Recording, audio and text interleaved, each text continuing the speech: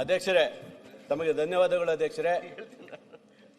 ಈ ರಾಜ್ಯದಲ್ಲಿ ರಾಜ್ಯ ಸರ್ಕಾರ ಇವತ್ತು ರಾಜ್ಯಪಾಲರು ಏನು ಮೊನ್ನೆ ಭಾಷಣ ಮಾಡಿ ಹೋದ ನಂತರ ಇವತ್ತೇನು ಎಲ್ಲರೂ ಕರ್ನಾಟಕ ರಾಜ್ಯದಲ್ಲಿ ಈ ಸರ್ಕಾರ ಬಂದ ಮೇಲೆ ಯಾವ ಗ್ಯಾರಂಟಿ ಯೋಜನೆಗಳನ್ನು ನಾವು ಕೊಟ್ಟಿವಿ ಅದರ ಬಗ್ಗೆ ಅಪಪ್ರಚಾರವನ್ನು ಮಾಡ್ಕೊಂಡು ಬಂದಿದ್ದಾರೆ. ಆದರೆ ಗ್ಯಾರಂಟಿ ಯೋಜನೆ ಈಗ ಹೇಳಿದಂಗೆ ವಿಜಯೇಂದ್ರ ಅವರು ಹೇಳಿದಂಗೆ ಈ ರಾಜ್ಯದ ಬಡವರ ಪಾಲಿಗೆ ಅತ್ಯಂತ ಯಶಸ್ವಿಯಾಗಿ ನಡೆದಿರುವಂಥ ಒಂದು ದೊಡ್ಡ ಯೋಜನೆ. ಆ ಯೋಜನೆ ಇಡೀ ದೇಶದಲ್ಲಿ ಕೊಟ್ಟಿಲ್ಲ ಅನ್ನೋದು ಹೇಳಿದು ಅವರೇ ಒಪ್ಕೊಂಡಿದ್ದಾರೆ ಖಂಡಿತ.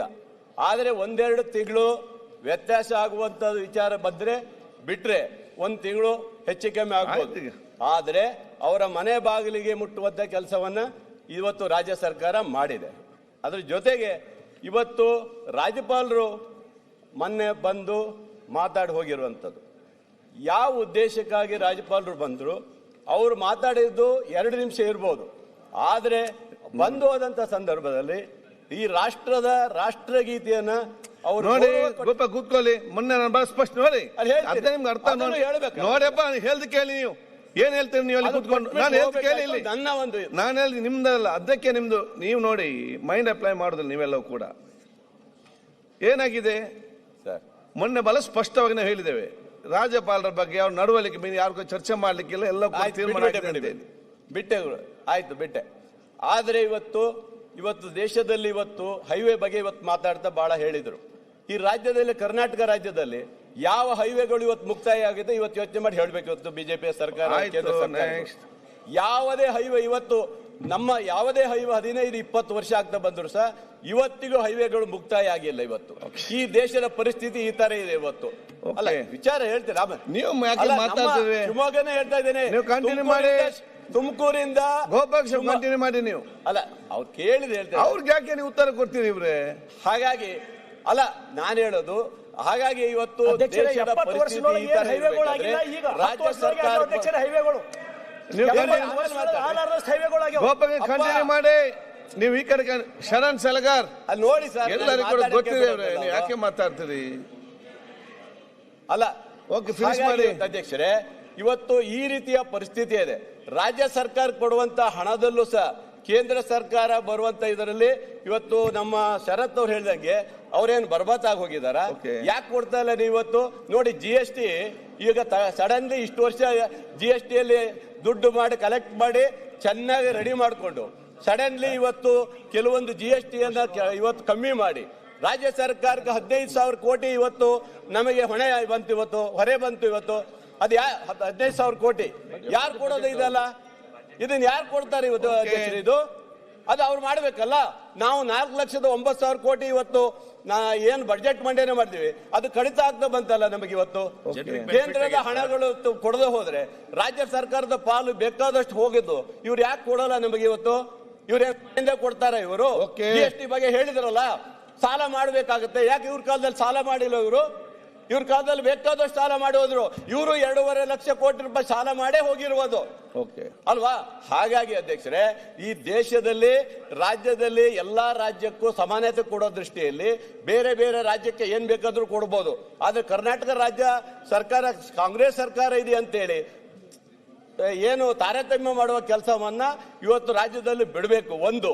ಎರಡನೇದು ಅಧ್ಯಕ್ಷರೇ, ಇವತ್ತು ನಮ್ಮ ಸರ್ಕಾರ ಇವತ್ತು ಯಾವ್ಯಾವ ನಿಗಮಗಳಿಗೆ ದುಡ್ಡು ಇಟ್ಟಿಲ್ಲ ಅಂತ ಹೇಳಿದ್ರಲ್ಲ, ಅವರು ಇನ್ನೂ 2 ವರ್ಷ ಸಮಯ ಇದೆ.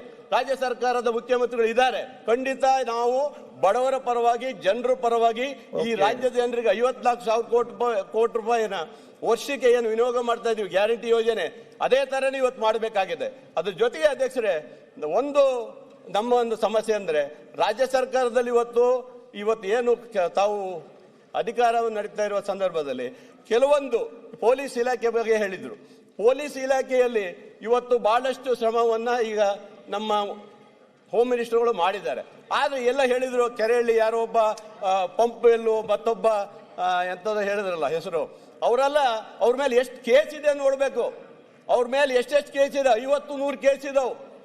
ಅಂತವರ ರಕ್ಷಣೆ ಅದು ಬಿಡಬೇಕು. ಗೋಹತ್ಯೆ ಆಯ್ತು ಬಸ್ಸಲ್ಲಿ ಕೂತ್ಕೊಳ್ಳಿ, ಆಯ್ತು ಬಸ್ಸಲ್ಲಿ ಕೂತ್ಕೊಳ್ಳಪ್ಪ, ಕೂತ್ಕೊಳ್ಳಿ ಈಗ.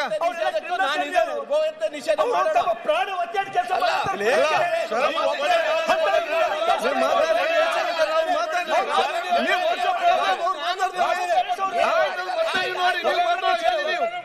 ನೀವು ಮಾತಾಡಿದ್ರೆ ಈ ರಾಜ್ಯದ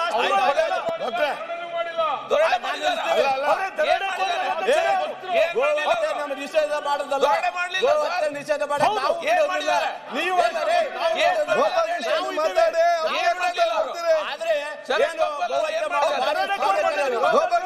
ಪೊಲೀಸ್ ಇಲಾಖೆ ಮಾತಾಡಿ.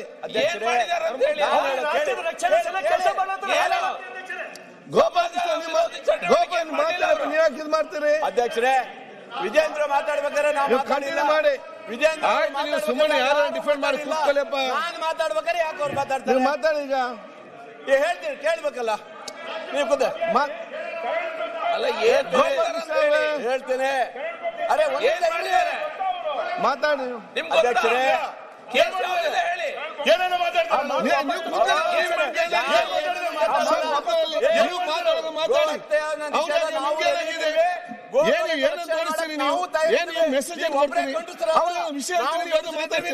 ಕೂತ್ಕೊಪ್ಪ, ನೀವು ಮತ್ತೆ ಮಾತಾಡಿ, ನೀವು ಮಾತಾಡಿ.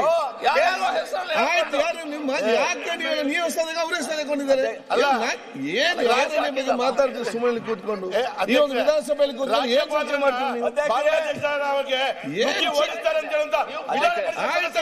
ಮಾತಾಡಿ ಮುಗಿಸ್ಲಿ. ನೀವು ಮಾತಾಡೋಣ ಮಾತಾಡಿಯಪ್ಪ, ನೀವು ಮಾತಾಡೋಣ ಮಾತಾಡಿ.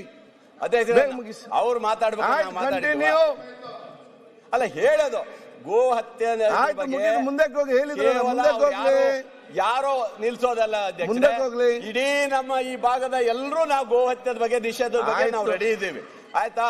ಗೋವುಗಳನ್ನ ಯಾರು ಹಿಡಿದ್ರು ಬಿಡೋಲ್ಲ, ಅವ್ರ ಮೇಲೆ ನಾವು ತಗೊಳ್ತೀವಿ. ಮಂಜಣ್ಣ ಇರಪ್ಪ ಒಂದ್ ನಿಮಿಷ. ಆಯ್ತು ಅಲ್ವಾ? ಇಷ್ಟೆಲ್ಲ ಇರ್ಬೇಕಾದ್ರು ಸಹ ಯಾರೋ ಇಬ್ಬರ ಬಗ್ಗೆ ಇದ್ ಮಾಡೋಂಥದ್ದೆಲ್ಲ ದ್ವೇಷ ಭಾಷಣದ ಬಗ್ಗೆ ಕೇಳಿದ್ರಿ. ಖಂಡಿತ ಇವತ್ತು ನಮ್ಮ ಸರ್ಕಾರ ತಂದಿದ್ದು ಸರಿ ಇದೆ. ಯಾಕೆ ಮಾತಾಡ್ತೀರಿ? ದ್ವೇಷ ಭಾಷಣ ನೀವು ಒಬ್ಬರೇ ಅಲ್ಲ, ನಮ್ಮ ಪಕ್ಷದವರು ಮಾತಾಡಿದ್ರು ಸಹ ಅವ್ರ ವಿರೋಧ ಕೇಸ್ ಹಾಕ್ಲೇಬೇಕಾಗುತ್ತೆ ಅಧ್ಯಕ್ಷರೇ. ಇದು ಆಗ್ಬೇಕು, ಆಗ್ತೇವೆ. ಕಂಟಿನ್ಯೂ. ನಾನು ಹೇಳೋದು ಕಡಿ, ಕೊಲೆ ಮಾಡು, ಕೊಚ್ಚು ಅಂತ ಹೇಳಿ ಭಾಷಣದ ಹೇಳಲಿಕ್ಕೆ ಈ ದೇಶದಲ್ಲಿ ಕಾನೂನು ಇದೆಯಾ? ಇದೆಯಲ್ರಿ? ಕಾನೂನು ಇದ್ರೆ ಹೇಳ್ಬೇಕು ನೀವು. ಖರ್ಗೆ ಅವರು ಅಮಿತ್ ಶಾ ಅವ್ರ ಬಗ್ಗೆ ಆ ರೀತಿ ಮಾತಾಡಿದ್ರೆ ಚರ್ಚೆ ಬೇಡ. ಆಯ್ತು, ಕಂಟಿನ್ಯೂ, ಕನ್ಕ್ಲೂಡ್. ಹೌದು ಅಧ್ಯಕ್ಷರೇ, ದ್ವೇಷ ಭಾಷಣ ಇವತ್ತು ರಾಜ್ಯ ಸರ್ಕಾರ ತಂದಿರೋದು ಸರಿ ಇದೆ. ಗೋಪಾಲಕೃಷ್ಣಕ್ಕೆ ಕಡಿವಾಣ ಹಾಕ್ಲೇಬೇಕು. ಇದು ಯಾರೇ ಇರ್ಬೋದು, ಯಾವುದೇ ವ್ಯಕ್ತಿ ಇರ್ಬೋದು, ಯಾವುದೇ ಪಕ್ಷ ಇರ್ಬೋದು, ಇದರಲ್ಲಿ ಕಡಿವಾಣ ಹಾಕ್ಲೇಬೇಕಾಗುತ್ತೆ ಅಧ್ಯಕ್ಷರೇ. ಈ ರೀತಿಯಾದಂತ ಸರ್ಕಾರ ತಂದಿರುವಂತದ್ನ ಖಂಡಿತ ಒಪ್ಕೊಳ್ಳಬೇಕಾಗುತ್ತೆ. ಬಳ್ಳಾರಿ MLA ರಿವಾಲ್ವರ್ ಕೇಸ್ ಮಾಡಿದ್ರಿ, ಕಂಟಿನ್ಯೂ. ನೀವು ಕನ್ಕ್ಲೂಡ್ ಮಾಡಿ, ಅವ್ರಿಗೆ ಯಾಕೆ ಉತ್ತರ ಕೊಡ್ತೀವಿ? ಬಳ್ಳಾರಿಯನ್ನೇ ಸುಟ್ಟಾಕ್ತೀವಿ ಅಂತ ಹೇಳಿದ ಮೇಲೆ ಅದು ಏನು ದ್ವೇಷ ಭಾಷಣ ಅಲ್ವಾ? ಬಳ್ಳಾರಿ ಬಗ್ಗೆ ಮಾತಾಡೋಣ. ನಾವು ಹೋರಾಟ ಪಾದಯಾತ್ರೆ ಮಾಡೋ ತಾಕತ್ತಿದೆ, ನಾವು ಮಾಡಲ್ಲ. ಬೇರೆ ಈಗ ಬಳ್ಳಾರಿ ಕನ್ಕ್ಲೂಡ್ ಮಾಡಿ ಅಧ್ಯಕ್ಷರೇ. ಹಾಗಾಗಿ ಚಾನ್ಸ್ ನಿಮ್ಗೆ ರಾಜ್ಯಪಾಲ ಮತ್ತೆ ಕೊಡ್ತಾರೆ, ಮಾತಾಡಿ. ಇಲ್ಲ, ಒಂದೆರಡು ಮಾತು ಮುಗಿಸ್ಬಿಡ್ತೇನೆ. ಇಷ್ಟು ಹೇಳಿ, ಇವತ್ತು ಕೇಂದ್ರ ಸರ್ಕಾರ ಇವತ್ತು ನಬಾರ್ಡ್ ಇಂದಲೂ ಸಹ ದುಡ್ಡು ಬರ್ತಾ ಇಲ್ಲ ಅಧ್ಯಕ್ಷರೇ. ನಬಾರ್ಡ್ ರಸ್ತೆಗಳು 2 ವರ್ಷ ಆಗ್ತಾ ಬಂತು, ಇವತ್ತಿಗೂ ಒಂದು ರಸ್ತೆಗಳನ್ನ ನಮಗೆ ಕೊಡ್ಲಿಕ್ಕೆ ಆಗ್ತಾ ಇಲ್ಲ. ಇವತ್ತು ಬ್ಯಾಂಕು, ಇವತ್ತು DCC ಬ್ಯಾಂಕ್ ಅಲ್ಲಿ ಇವತ್ತು ಒಂದೊಂದು ಕ್ಷೇತ್ರದಲ್ಲಿ ಜಿಲ್ಲೆಯಲ್ಲಿ ಸುಮಾರು 200 ಕೋಟಿ ರೂಪಾಯಿ ಬ್ಯಾಲೆನ್ಸ್ ಬರಬೇಕಾಗಿದೆ. ರೈತರ ಧ್ವನಿ ಅಂತಾರೆ, ರೈತರ ಪರವಾಗಿ ಅಂತಾರೆ. ಯಾಕೆ ಬರಲ್ಲ ದುಡ್ಡು? ಯಾಕೆ ಕೊಡ್ತಾ ಇಲ್ಲ ನೀವು? ಇದೆಲ್ಲ ಅಲ್ವಾ? ಇದೆಲ್ಲ ಕೇಳಲೇಬಾರ್ದ ನಾವು? ಹಾಗಾಗಿ ಇವತ್ತು ಈ ನಮ್ಮ ಕೇಂದ್ರ ಸರ್ಕಾರ ರಾಜ್ಯ ಸರ್ಕಾರಕ್ಕೆ ಬರುವ ಪಾಲನ್ನ ಬಹಳಷ್ಟು ಕಡಿವಾಣ ಹಾಕೋ ಮೂಲಕ ರಾಜ್ಯ ಸರ್ಕಾರಕ್ಕೆ ಹೊರೆ ಮಾಡುವಂತ ಕೆಲಸವನ್ನ ನಿಲ್ಲಿಸಬೇಕಂತ ಹೇಳ್ತಾ ನನ್ನ ಮಾತನ್ನು ಇಲ್ಲಿ ಮುಗಿಸ್ತೀನಿ.